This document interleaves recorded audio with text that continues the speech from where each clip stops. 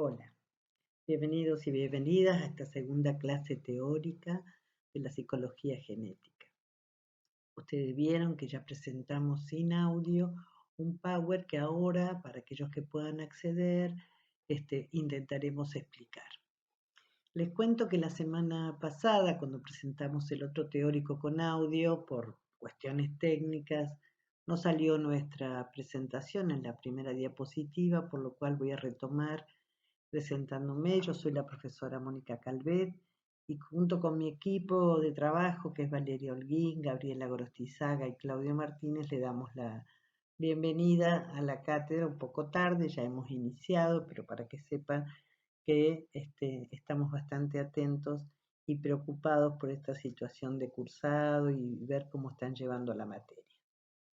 En principio esperemos que se encuentren bien de salud, ustedes, sus familias y sus seres queridos.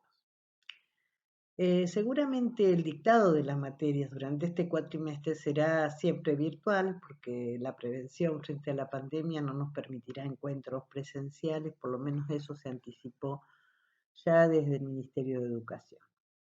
Dictar y cursar las materias de este modo no solo es novedoso, sino complicado. Requiere mucho trabajo por parte de ustedes y de nosotros. Lo intentaremos y esperemos que con cierto éxito. Por eso les pedimos que nos comuniquen todo lo que consideren necesario para atender dificultades y posibilidades que encuentren durante el cursado. Desde un principio les escribimos que estaríamos atentos a sus demandas y requerimientos. En ese sentido hubo pedidos para que demos clases a través de videos y plataformas tipo Zoom, YouTube, Facebook, porque supuestamente es más sencillo entender los contenidos cuando hay oralidad. Pero al mismo tiempo, en la encuesta inicial que hicimos, muchos de ustedes dicen que tienen problemas de conectividad y que se manejan con celulares que les consumen muchos datos que no pueden costear económicamente. Aparentemente, a partir de esta semana, todas las extensiones .edu serían gratuitas, pero no sería el caso ni de Zoom ni de YouTube, así que no es tan sencillo. Por eso empezamos a incluir audios para quienes puedan acceder y en la medida que puedan compartir con compañeros que tengan cerca, pero en realidad los Powers son exactamente iguales con audio o sin audio. Nosotros en esta clase vamos a trabajar la segunda parte teórica de la psicología genética y la próxima semana iremos informando si hacemos una tercera en función del repaso, en función de sus preguntas. Pero esta información se la vamos a dar después durante la semana. Por ahora empecemos con la segunda clase teórica de psicología genética, con audio. En la clase anterior la terminamos con este interrogante. ¿Cuál es la relación que hay entre el funcionamiento heredado, las invariantes funcionales, adaptación y organización, y las estructuras de la inteligencia que se construyen a lo largo de la vida? Piaget, tanto joven como viejo, como ya anciano, tenía esta inquietud y en realidad toda su obra tuvo que ver con ese trabajo en torno a poder explicar la relación entre aquello que heredamos y aquello que construimos. Hay una parte de nuestra inteligencia con la que nacemos y una parte o un aspecto que se va desarrollando en el curso de la vida. La psicología genética, decíamos en la clase anterior, explicará esta relación apoyado en la base de tres supuestos epistemológicos que los denominan constructivistas. Acuérdense que los supuestos epistemológicos implican supuestos, unas creencias, unas bases acerca de cómo se hace ciencia, cómo se hace cómo se hace una ciencia y cómo se valida el conocimiento científico, y no cree Piaget ni en las versiones racionalistas ni en las versiones empiristas. Él apoya y crea una posición que va a llamar constructivista.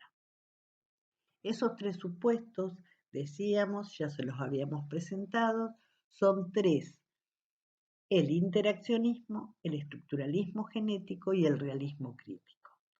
El interaccionismo va a plantear que el conocimiento surge en la interacción de los sujetos y el objeto de conocimiento.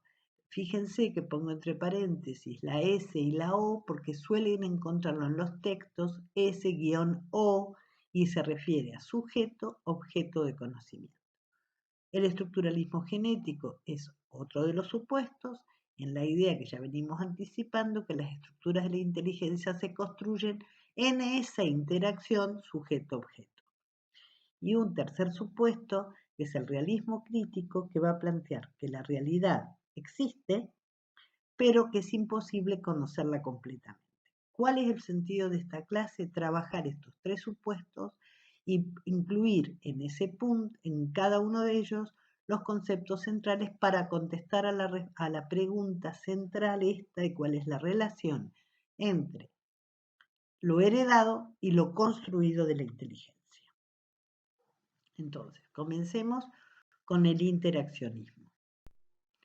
Decíamos, los objetos que la realidad nos plantean, que existen en la realidad, nos plantean problemas. En sí mismos los objetos están, no es que tengan en sí mismo el problema, pero nosotros advertimos que cuando nos preguntamos acerca de algunas cuestiones del mundo, entonces en ese cuestionamiento allí está nuestra acción y los objetos actúan sobre nosotros. En esa interacción se produce el conocimiento, por lo cual el conocimiento no está en la cabeza de las personas ni está en los objetos la verdad de las cosas, sino en la interacción que se produce entre ambos. Entonces, cuando hablamos de la acción del sujeto, ¿qué quiere decir? Nosotros lo que hacemos cuando actuamos sobre el mundo, cuando actuamos sobre los objetos, estamos actuando intelectualmente para buscar datos de ese objeto para poder comprenderlo. Los objetos, ¿cómo nos impactan a nosotros? ¿Cómo nos influyen? ¿Cuál es la acción que generan? Y aportan datos e información que nos permiten, en todo caso, en un equilibrio, encontrar lo que llamábamos una de las invariantes funcionales que es el proceso de adaptación. El interaccionismo está centrado, si uno pensara en qué concepto de la teoría desarrollan a partir del interaccionismo, es fundamentalmente el concepto de adaptación. Este modo de funcionamiento de la inteligencia, que no varía a lo largo de la vida, es ese proceso de adaptación donde buscamos datos de la realidad para comprenderlos y la realidad nos aporta datos e información. En ese equilibrio, siempre que puede ser fallido, en ese equilibrio se encuentra el conocimiento. Fíjense que en esa relación que planteamos, el interaccionismo entre sujeto y objeto, aquí aparecen dos conceptos centrales que tienen que ver con la adaptación.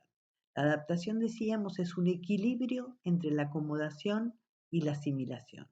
Entonces, cuando asimilamos, quiere decir que estamos incorporando información del mundo, del objeto que pretendemos comprender. Y la acomodación implica que nuestra estructura se va a modificar en función de esos datos. Vamos a puntuarlo un poquito mejor. Vamos a ver cómo funciona la asimilación. La asimilación es una actitud mental, psicológica, de la inteligencia, que lo que intentamos es buscar, imaginen ahora concretamente, frente a la pandemia, frente a este virus que acecha a la humanidad. ¿Nosotros qué hacemos? Leemos, buscamos información, leemos diarios, vemos la tele, y eso es ir a buscar datos para poder comprenderlos. Asimilamos lo que podemos asimilar. Hay muchísima información, pero solo asimilamos aquello que nos permita, a nuestro juicio, comprender lo que queremos comprender. Fíjense que esa asimilación va a ser diferente según la estructura cognitiva de los sujetos. Piaget no está pensando en las diferencias individuales, por ejemplo, yo asimilo cosas diferentes a las que puede asimilar mi pareja, uno de ustedes, y todas compartimos la misma estructura, somos todos adultos. Pero Piaget no está preocupado por esa diferencia. ¿Cuál es la diferencia que hay entre mi modo de asimilar y el de otra persona con mi misma estructura que asimila otras cosas? Él no está preocupado por esas diferencias individuales, sino por las diferencias a lo largo del desarrollo. Es decir, que la estructura cognitiva de un nene, de un bebé, de un adolescente o un adulto son distintos. Mira el desarrollo, no mira las diferencias individuales que ustedes, por ejemplo, al trabajar en el nivel inicial van a tener todos los chiquitos con una estructura cognitiva de desarrollo semejante y sin embargo los chicos van a ser distintos. Pero Piaget no está mirando la diferencia entre esos nenes, sino está mirando la diferencia entre esos nenes y ustedes, por ejemplo. Entonces, ¿qué cosas pueden asimilar ciertas estructuras según el nivel del desarrollo y ciertas estructuras, por ejemplo, de niños y de adultos? Nosotros comprenderíamos el concepto de pandemia diferente al de epidemia, la idea de prevención, mientras que los chiquitos piensen en 3, 4, 5 años, están asimilando otra información. Es un bichito que me puede enfermar. Nosotros sabemos que no es un bichito, que es un virus, que es otra cosa. Sin embargo, esa estructura solamente puede asimilar esos datos y no otros. Entonces, incorporar información y datos de los objetos a la estructura de la inteligencia para poder comprenderlos, esto es la asimilación. Ustedes en psicología del niño van a ver las diferencias de estructura. Por ahora, en esta materia solo vamos a decir que esa estructura cambia y cuáles son las características de esa estructura, la verán en la materia que ustedes tienen como correlativa. Ahora veamos cuál es el lugar de la acomodación. Recuerden, estamos viendo el interaccionismo es, es un concepto, es un fundamento, es un supuesto epistémico que se sostiene sobre el concepto fuerte de la psicología genética, que es la adaptación, y esto es equilibrio entre asimilación y acomodación. Vamos entonces por la acomodación. Entonces, esa acomodación, decíamos, tiene que ver con aquello que viene del mundo como dato, como información. Los objetos nos brindan datos e información. Esta información es aquella que nos obliga a acomodar nuestra estructura en función de ese dato. Y allí da ejemplos del estilo de biológico, que después traspola a la idea psicológica. Vamos con ese ejemplo que tiene que ver con lo biológico. Si yo tengo que agarrar una manzana, tengo necesariamente que abrir mi mano y cerrarla para que no se me caiga. Pero si tengo que tomar un alfiler, una aguja pequeña, lo que tengo que hacer es una pinza con mis dedos. No puedo ir con toda la mano porque no voy a poder agarrarla. O al revés, una manzana, tomando simplemente con el dedo índice y pulgar una manzana, es muy probable que se me caiga. ¿Esto qué quiero decir? La mano se acomoda al objeto.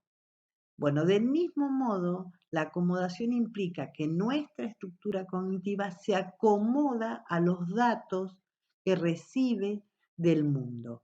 Esa estructura tiene un formato, tiene unas bases, no puede hacer cualquier cosa, pero es maleable en función de los datos. Entonces, la acomodación es la transformación que sufre nuestra inteligencia bajo el impacto, bajo la fuerza que ejercen los objetos para poder ser comprendidos. En ese equilibrio de la asimilación y la acomodación se daría lo que llamamos adaptación. Recordemos entonces, los supuestos epistemológicos ven cómo el interaccionismo supone esta interacción entre sujeto y objeto, quiere decir entre asimilación y acomodación, allí surge el conocimiento. El estructuralismo genético es la idea de que las estructuras se construyen en este movimiento y el realismo crítico que la realidad existe pero es imposible comprenderla totalmente. Vamos por el estructuralismo genético. Entonces, recuerden bien qué quiere decir genético. Lo trabajamos en la primera clase. Genético, recuerden que tiene que ver con origen y desarrollo de un objeto que estamos estudiando. En este caso es la estructura de la inteligencia. Entonces, esas dos palabras se lo está diciendo. Vamos a analizar el origen y desarrollo de las estructuras de la inteligencia. Vamos a ampliar esta idea. Sabemos que hasta acá Piaget cree que la estructura cognitiva de la inteligencia de un bebé, de un niño de mayor edad y de un adulto son distintos. Él va a plantear tres estructuras, pero no es el punto que queremos trabajar fuertemente. Y según la estructura que tengamos, los objetos de la realidad nos van a plantear problemas diferentes, pero que siempre intentamos entender. Estos problemas pueden ser preguntas muy complejas o muy sencillas. Yo solamente acá se ponen algunas, porque pusimos esos objetos. No sé, desde cómo hacemos para volar, por qué podemos volar, por qué podemos flotar, por qué podemos dar clase, cómo se hace para dar clase, cómo hacemos para que los niños estén interesados. Yo ahora, ¿cómo hago para que ustedes puedan entender esta materia? Estos son problemas todo el tiempo. Y a lo largo del desarrollo tenemos diferentes explicaciones y comprensiones de esos problemas. ¿Por qué tenemos diferentes comprensiones? Básicamente porque tenemos estructuras distintas, un niño que nosotros.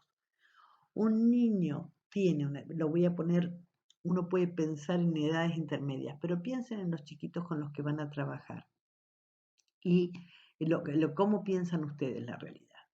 En realidad, cuando uno ve esa infancia ingenua que uno quiere y demás, al mismo tiempo estamos viendo que los chicos tienen un modo particular de comprender la realidad, que puede ser equivocada en relación a las ciencias y al pensamiento adulto, pero para ellos es bastante coherente. Esa coherencia implica ese equilibrio entre asimilación y acomodación.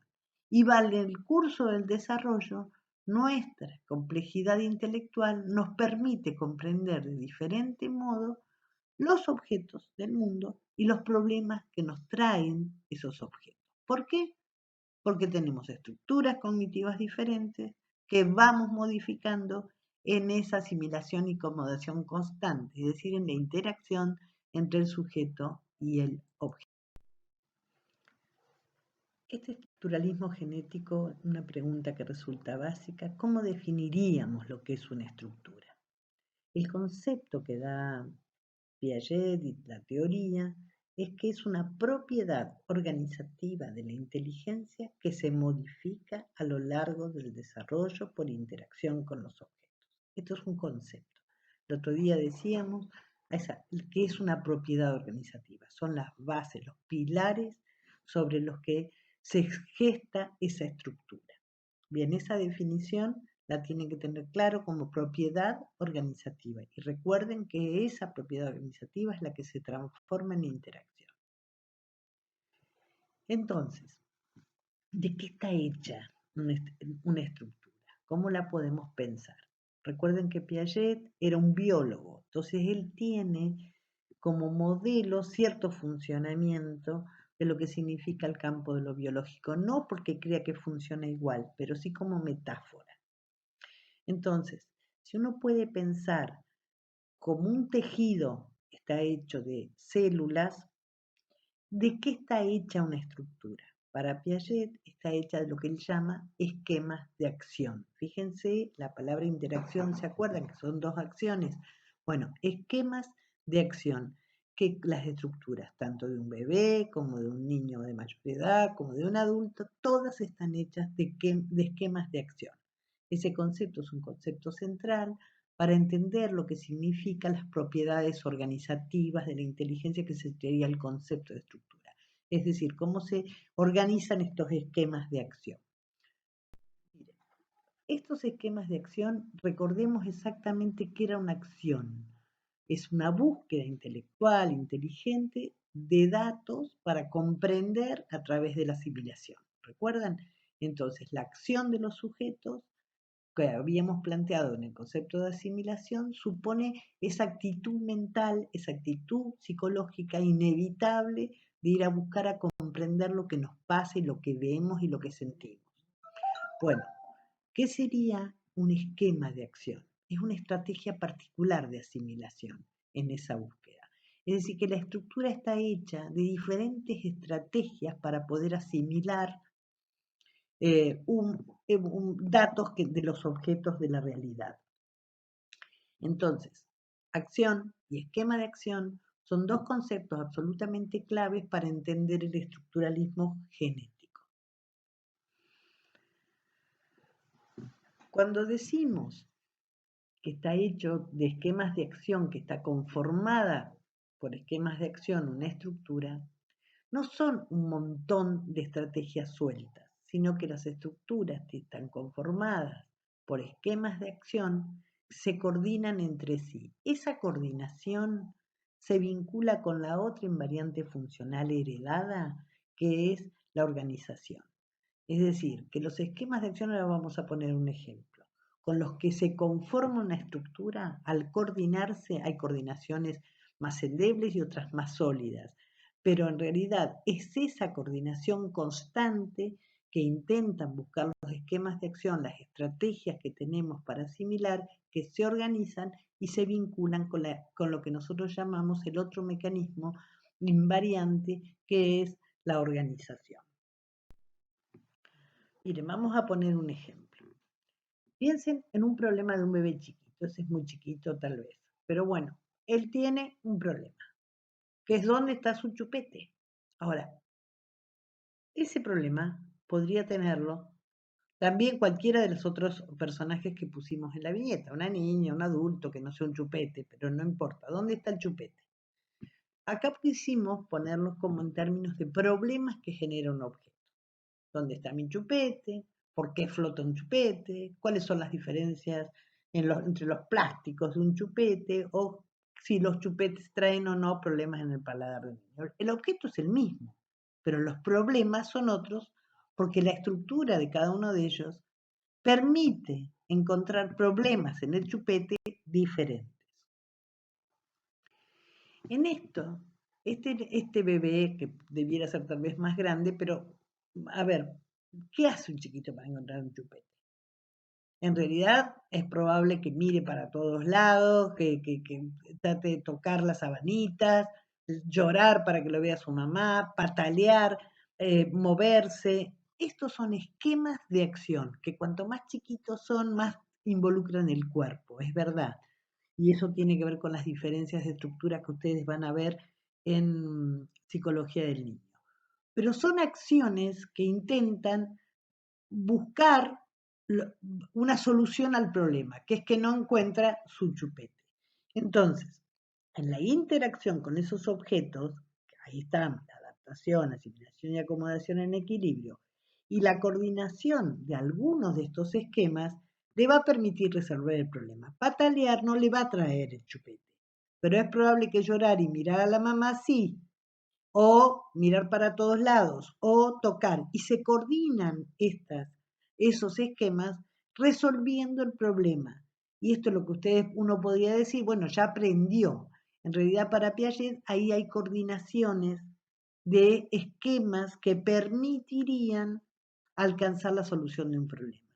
Y esto tiene un tiempo en el desarrollo. No podemos creer que es posible instalarles esquemas de acción. A este niñito no le podemos decir si le va a hacer mal o no el chupete en el paladar, porque no tiene una estructura capaz de comprender ese dato que viene del mundo acerca del chupete. Tiene una estructura que no se puede acomodar para asimilar esa información. Miren, sigamos pensando en términos de unas acciones o unos esquemas de acción que ya no son solo con el cuerpo, sino fundamentalmente son esquemas que tienen que ver con la inteligencia, son esquemas psíquicos, son acciones psíquicas. ¿Por qué flota un chupete? Se puede preguntar una criaturita, no sé, de 3, 4, 5 años como tendrá la imagen. Porque observa Entonces, una cosa es observar que allí hay la observación como esquema de acción, porque compara qué cosas, comparar es un esquema de acción, compara tamaños, compara formas, porque recuerda que hay un barco que flota y hay un corcho que flota y hay una moneda que no flota, porque presta atención a distintas reacciones que tienen los objetos frente al agua, prestar atención, recordar, o sea, la atención, la memoria, la comparación, la observación, son acciones mentales que ponemos, que coordinamos para tratar de resolver el problema. Voy a poner un ejemplo de los que trabaja Piaget, con la flotación puntualmente. Muchos niños pequeños de 4 o 5 años consideran que las cosas flotan porque son chiquitas. Pero cuando ven un barco y uno le pregunta, pero ¿y por qué flota ese barco? Como para que entre en contradicción la coordinación que había hecho de todos sus esquemas y que pueda moverlo. A veces cambia de idea y a veces dice, bueno, esa es una cosa extraña, como pasa con las ciencias también. En realidad, ¿qué dicen las ciencias? Bueno, los fenómenos funcionan de este modo, pero cuando hay una excepcionalidad, bueno, fue una excepcionalidad, hasta que esas excepcionalidades empiezan a molestar tanto que hay que explicar de nuevo. Pensemos en el coronavirus. No hay que usar el barbijo, después sí hay que usar el barbijo. Eh, las cosas conservan el virus en superficies 1 hora, 2 horas, 3 horas. Bien, los síntomas sí o sí eran la fiebre, ahora no son más la fiebre solamente. Todos estos datos que la ciencia está tratando de tomar del objeto del virus reconstituyen la idea y se coordinan para que el conocimiento sea distinto. Entonces, ¿qué hace un científico? Asimila información acerca del comportamiento del virus, acomoda lo que sabía y transforma su conocimiento en esa interacción. Veamos con este mismo ejemplo, ¿qué cosas puede hacer un chico más grande? En realidad es probable que ponga los mismos esquemas que ya tenía, como observar cuando era chiquitito. Pero hay más esquemas, muchos más complejos, de un formato mucho más elaborado, como comparar ya no solamente que dos objetos floten, sino distintos tipos de plásticos, distintos tipos de colores, tamaños, texturas, buscar diferencias con cosas que no son plásticas e ir por la negación.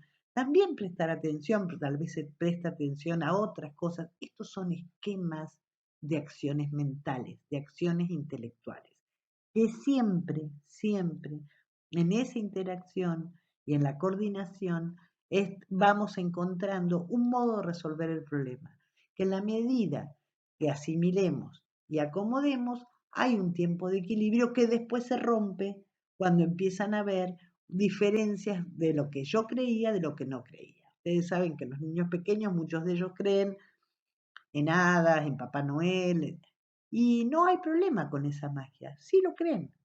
Y uno dice, pero ¿cómo no se da cuenta? Es que para él, entre lo que asimila y lo que acomoda, hay un equilibrio y eso puede ser cierto.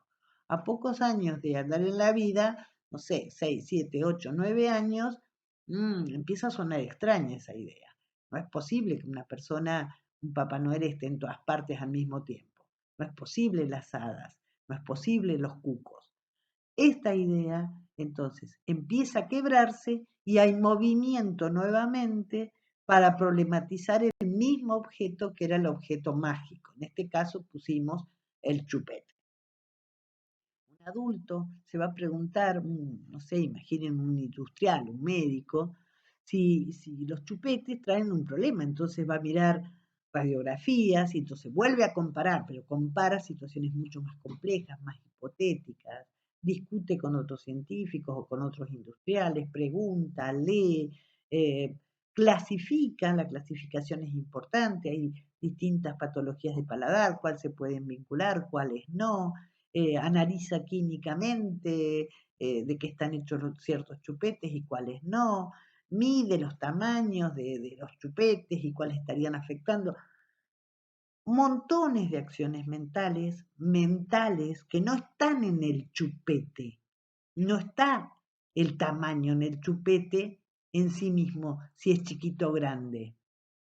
si yo digo los chupetes grandes hacen mal, en realidad es grande en relación a otro chupete que es chiquito. Entonces el grande y el chico no está en el objeto, no es un dato del objeto, sino es una acción que pusimos sobre dos objetos que comparamos. Entonces, comparar dos chupetes, uno grande y uno chiquito, y decir los grandes y los chiquitos, esas son categorías mentales de conocimiento que no están en el objeto, pero son nuestras acciones sobre esos objetos. No sé, piensen en lo bello, en lo lindo, en lo grande, en lo chico, en lo alto, en lo bajo. No están en las cosas, sino en comparación con otras cosas.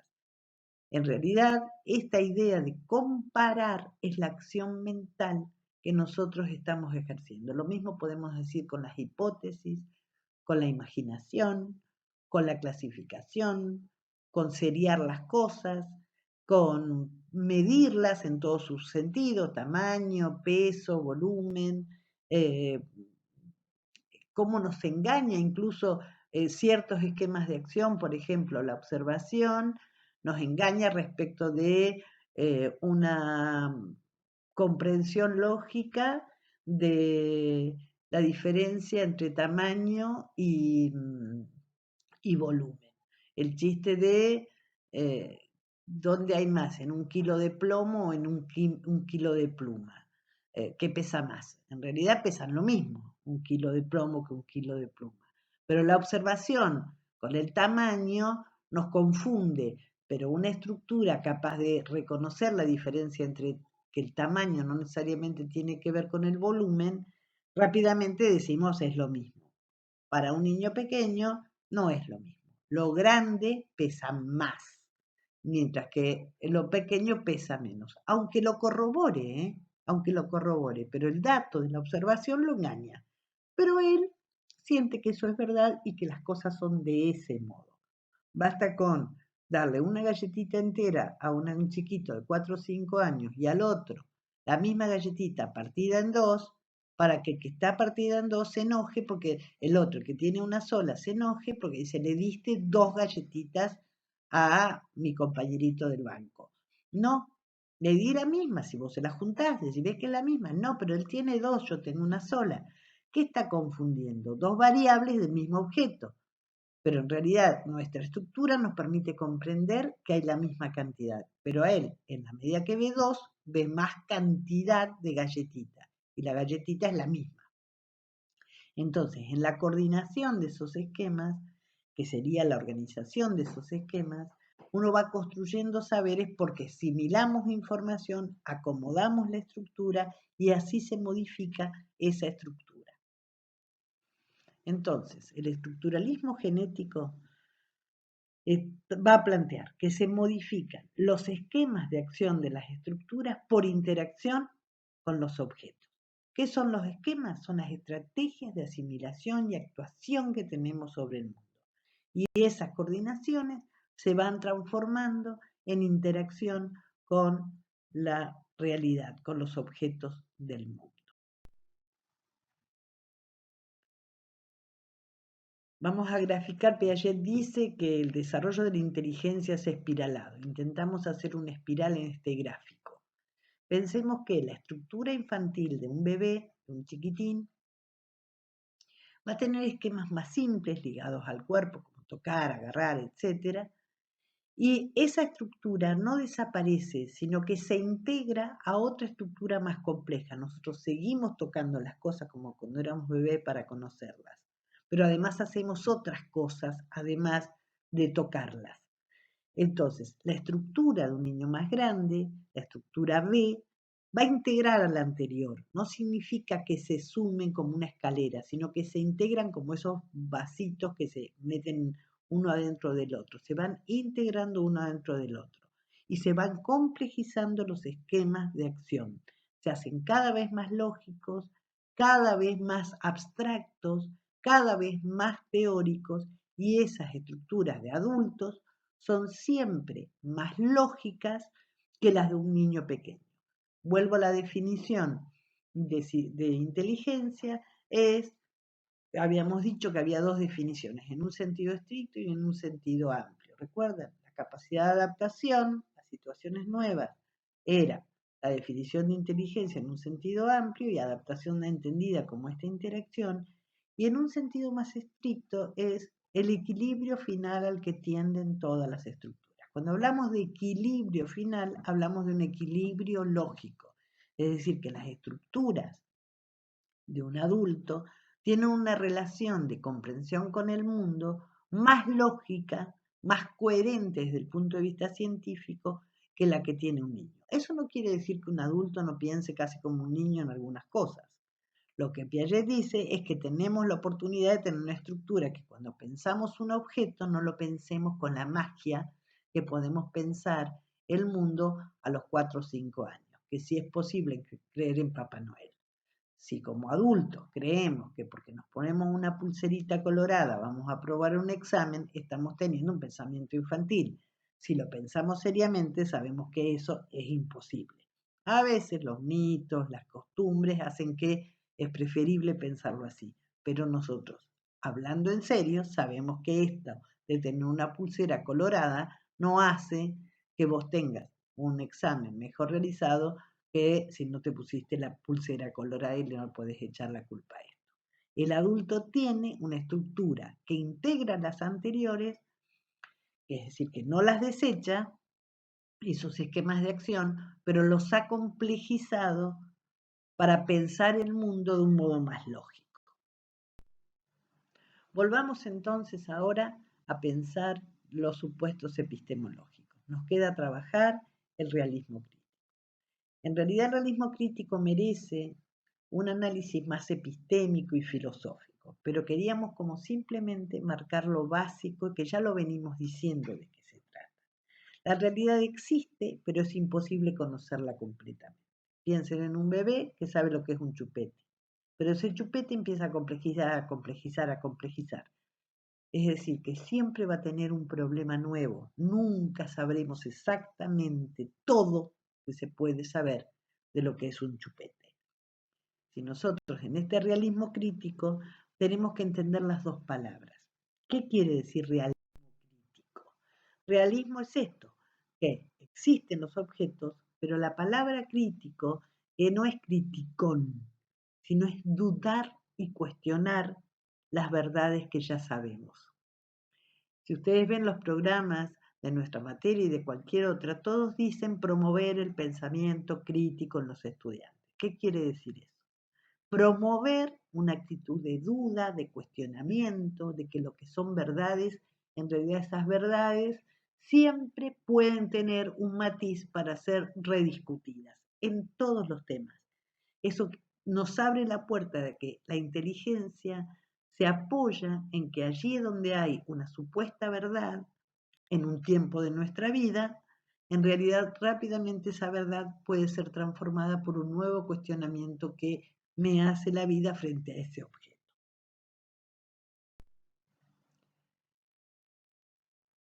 Entonces, en este realismo crítico, volviendo a la idea de estructura, allí tenemos ese bebé con una estructura A, que es más sencilla, que tenía un problema, que era que había perdido su chupete. Y ese era su problema, solamente. Pero después, ya más adulta, el chupete trajo otro problema. Y más grande, otro problema. Y más grande, otro problema. Y si seguimos, en realidad de eso se trata, que los mismos objetos se van complejizando. Traemos comprensiones y problemas diferentes porque construimos estructuras diferentes. Pero ¿cuándo lo conocemos definitivamente? Aún siendo adulto, esto yo lo puse en un industrial, pero si lo ponemos desde el punto de vista económico, ¿cuánto vale un chupete en relación a qué cosa? Si lo ponemos desde el punto de vista de, bueno, acá lo pusimos industrial y salud. La salud, desde los dientes, desde la estética, hay millones de, ustedes han visto chupete de todos los colores, todo, que si con sonido, que si con anatómicos, y tienen esto, es porque hay muchísimos problemas que nos trae el objeto o que nosotros le ponemos al objeto en función de una comprensión más acabada. ¿Cuándo se conoce definitivamente qué es un objeto, cuando se terminen las preguntas sobre él. Se terminan las preguntas sobre los objetos y puse un objeto sumamente sencillo, pero piensen en cualquier objeto un poco más complejo, que es el nivel inicial. ¿Qué es ser maestra de nivel inicial? ¿Qué es la educación? ¿Qué es la salud? ¿Cómo se enseña? Esos problemas que los tenemos ahora, seguramente cuando un niñito de 3 años le enseña a otro, siempre uno ve una actitud docente. ¿Pero qué pasó ahí? ¿El mismo docente que vamos a hacer nosotras? No, la docencia se nos complicó hasta convertirse en una carrera y hasta convertirse en un posgrado, y aún así sigue habiendo problemas. Yo di clase toda la vida y ahora me encuentro con un nuevo problema. ¿Qué es esto? De dar clase y que yo no tenga a la gente delante mío.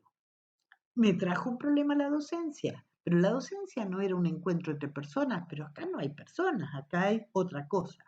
Es decir, los objetos de lo real, en este caso la docencia, nunca se pueden conocer completamente, porque siempre podemos problematizarla, lo que ya conocíamos, y en ese punto ya lo conocíamos, pero resulta que hay una duda nueva. Esto es crítico, es tener una actitud crítica frente a los saberes que tenemos.